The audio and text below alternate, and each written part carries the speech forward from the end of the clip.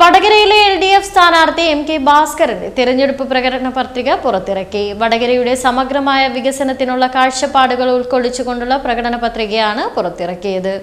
വടകര കേളുവേട്ടൻ മന്ദിരത്തിൽ വെച്ച് LDF നേതാക്കളുടെ സാന്നിധ്യത്തിലാണ് പ്രകടന പത്രിക പുറത്തിറക്കിയത്. കഴിഞ്ഞ 5 വർഷമായി UDF നിയമസഭാംഗത്തിന്റെ കഴിവുകേട് മൂലം വികസന മുരടിപ്പ് അനുഭവിച്ച വടകര നിയമസഭാ മണ്ഡലത്തിന്റെ ഉയർത്തെഴുന്നേൽപ്പാണ് നമുക്ക് ആവശ്യമായിട്ടുള്ളത്. മറ്റു മണ്ഡലങ്ങളിലൊക്കെ വലിയ തോതിലുള്ള വികസന സംരംഭങ്ങൾ ഉയർന്നു വന്നപ്പോൾ വടകര പിന്നോട്ട് പോവുകയാണുണ്ടായത്. വടകരയെ പുനഃസൃഷ്ടിക്കാൻ ആവശ്യമായ കാഴ്ചപ്പാടോട് കൂടിയ പ്രകടന പത്രികയാണ് LDF ജനങ്ങളുടെ മുമ്പാകെ വെക്കുന്നത് എന്ന് LDF നേതാക്കൾ പറഞ്ഞു. മാഹി കനാൽ ജലപാത ഉപയോഗപ്പെടുത്തി sand banks, Lokanarkavu, Eramala, നടുത്തുരുത്തി, പയങ്കുറ്റിമല, Thacholi, Manikkoth, വാഗ്പടാനന്ദ park, Mahippally, Sargaalaya തുടങ്ങിയവയെ ബന്ധപ്പെടുത്തി വടകരയെ ഒരു ടൂറിസ്റ്റ് ഹബ്ബാക്കി വികസിപ്പിക്കുക തുടങ്ങിയ നിരവധി വികസന പദ്ധതികൾ ഉൾപ്പെടുത്തിക്കൊണ്ടുള്ള പ്രകടന പത്രികയാണ് പുറത്തിറക്കിയത്. ചടങ്ങിൽ Manayath Chandran, TP Bineesh, C Bhaskaran master, P Pradeep Kumar, TP Gopalan master, R Sathyan, TNK Saseendran, CK Kareem, Rafeeq Azhiyur, P Sathyanathan, Somasekharan P, Chandran Chakran ഡവട എന്നിവർ പങ്കെടുത്തു.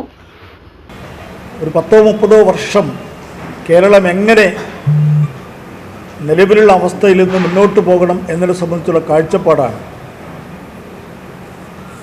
ആ മാനിഫെസ്റ്റോയിൽ മുന്നോട്ട് വെച്ചിട്ടുള്ളത്.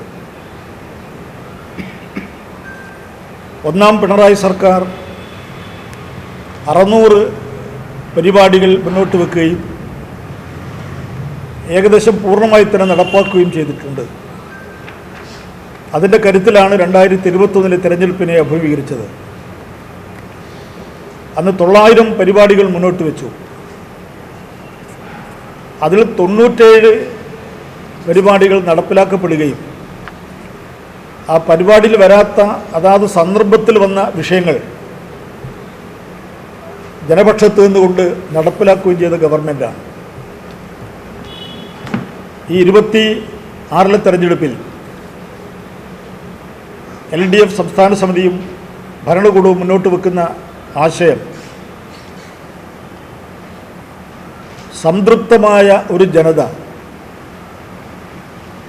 അങ്ങനെ ലോകത്തിൻ്റെ ഒരു മാതൃകയായി കേരളത്തെ മാറ്റുന്നതിന് വേണ്ടിയാണ്. LDF മുന്നോട്ട് വെച്ച വാഗ്ദാനങ്ങൾ നടപ്പാക്കാനുള്ളതാണ്, നടപ്പാക്കിയിട്ടുള്ളതാണ്, നടപ്പാക്കിക്കൊണ്ടിരിക്കുന്നതാണ്. മറ്റു പല മുന്നണികളും പറയുന്ന വാഗ്ദാനം ഒന്നുപോലും നടപ്പാക്കപ്പെട്ടിട്ടില്ല എന്ന് പറഞ്ഞാൽ അടുത്തുള്ള മണ്ഡലങ്ങളിലെ 10-ലൊന്നോ 5-ലൊന്നോ മാത്രമേ ഈ മണ്ഡലത്തിൽ വികസനം നടന്നിട്ടുള്ളൂ. കേരളത്തിലെ എല്ലാ മണ്ഡലങ്ങളിലും, വടകര ഒഴിച്ചും ബാക്കി എല്ലാ മണ്ഡലങ്ങളിലും സർക്കാരിൻ്റെ സാധ്യതകളെയും സൗകര്യങ്ങളും ഉപയോഗപ്പെടുത്തി വികസനം നടത്തിയിട്ടുണ്ട്. ഗവൺമെൻറ് കക്ഷി രാഷ്ട്രീയത്തിന് അതീതമായിട്ടാണ് ഈ ഫണ്ടുകൾ വിനിയോഗിച്ചത്. അതിനേറ്റവും വലിയ ഉദാഹരണം ഹരിപ്പാടിനെ പ്രതിനിധീകരിച്ച രമേശ് ചെന്നിത്തല, മുൻ പ്രതിപക്ഷ നേതാവ്, അവരുടെ ദേശീയ നേതാവ് പറഞ്ഞത് വലിയ വികസനങ്ങൾ അവരുടെ മണ്ഡലത്തിൽ കൊണ്ടുവന്നു എന്നാണ്. സീതി ഹാജിയുടെ മകൻ PK ബഷീർ പറഞ്ഞത് ഗവൺമെൻറ്റിനെ കെട്ടിപ്പിടിച്ചുകൊണ്ടാണ് ആ മണ്ഡലത്തിൽ ധാരാളം വികസനങ്ങൾ നടന്നിട്ടുള്ളത് എന്നതാണ്. പക്ഷെ വടകരയിൽ വികസനം മുരടിപ്പാണ്.